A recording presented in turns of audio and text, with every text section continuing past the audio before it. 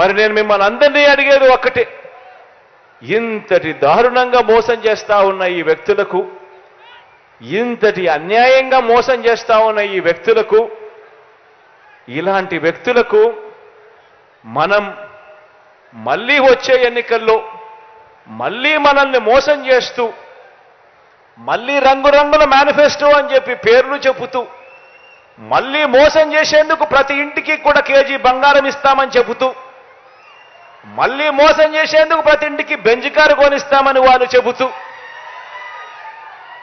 మళ్ళీ ఇలాంటి మోసాలన్నీ చేస్తూ, మళ్ళీ రంగురంగుల మేనిఫెస్టో వీళ్ళు ఇస్తే, ఇలాంటి మోసాలను నమ్మడం ధర్మమేనా, న్యాయమేనా అని అడుగుతా ఉన్నా. నేను ఆలోచన చేయమని అడుగుతా ఉన్నా. మీ బిడ్డకు చంద్రబాబు నాయుడు గారి ప్రభుత్వానికి తేడా గమనించమని అడుగుతా ఉన్నా.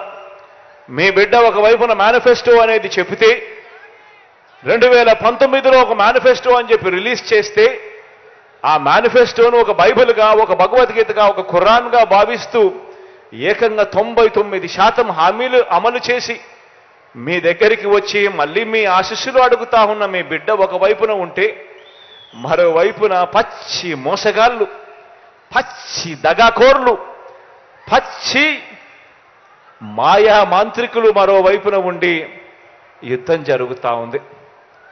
ఆలోచన చేయమని అడుగుతా ఉన్నా. ఈ యుద్ధంలో మీ బిడ్డకు మోసం చేయడం చేత కాదు, మీ బిడ్డకు అబద్ధాలు చెప్పడం అంతకన్నా చేత కాదు. మీ బిడ్డ మిమ్మల్ని అందరినీ కూడా కోరేది ఒకటి, రాబోయే రోజుల్లో ఇలాంటి అబద్ధాలు, ఇలాంటి మోసాలు ఇంకా ఎక్కువ వింటాం, ఇంకా ఎక్కువ చెప్తారు. బహుశా మీ బిడ్డ ఇచ్చే మేనిఫెస్టో కన్నా ఇంకా రంగురంగులుగా వాళ్ళు మేనిఫెస్టో కూడా ఇస్తారు. కానీ మిమ్మల్ని అందరినీ కూడా ఒకటే నేను చెప్తా ఉన్నా, మీ ఇంట్లో మీకు మంచి జరిగిందా లేదా అన్నది మాత్రమే కొలమానంగా తీసుకోండి. మీ బిడ్డ ప్రభుత్వంలో మీ ఇంటికి మంచి జరిగి ఉంటే మాత్రం మీరే మీ బిడ్డకు సైనికుల్లా, స్టార్ క్యాంపెయినర్లుగా ముందుకు రండి అని చెప్పి మిమ్మల్ని అందరినీ కూడా పిలుపునిస్తా ఉన్నా.